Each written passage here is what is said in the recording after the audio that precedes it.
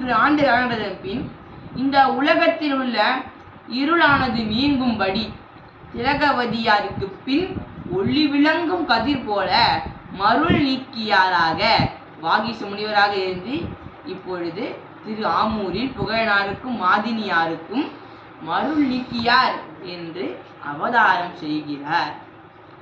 அருமையாக வளர்ந்து கொண்டு வருகிறார். நம்முடைய திலகவதி அம்மையாருக்கு 12 வயதானது.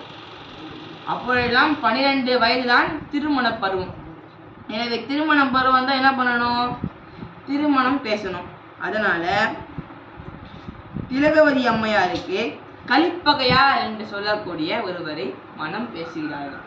எப்படி?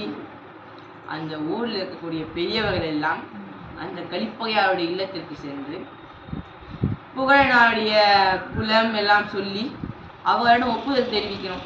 யாரும் போக மாட்டாங்க. அந்த வீட்டிலுடைய பெரியவர்கள் முதியவர்கள் தான் சென்று பேசுவாங்களே ஒழிய எல்லாரும் சென்று பேச மாட்டாங்க. எனவே ஒப்புதல் தெரிவித்து விட்டது. நிச்சயம் பண்ணிட்டாங்க. திருமணம் நடைபெற வேண்டிய நிலையில் இருக்கும் பொழுது திடீரென்று போர் நடக்கிறது. நம்முடைய கலிப்பகையார் சேனாதிபதி. எனவே இவர் போருக்கு சென்று விடுகிறார். அப்படி சென்ற போரில் இருக்கும் பொழுது புகழனார் எல்லாம் வல்ல பெருமான் திருவடியை அடைகிறார். அதை நம் திவ்ய சேக்கிழார் சொல்லியிருப்பார் பாருங்க. 27வது பாட்டில் அருமையாக சொல்லியிருப்பார்.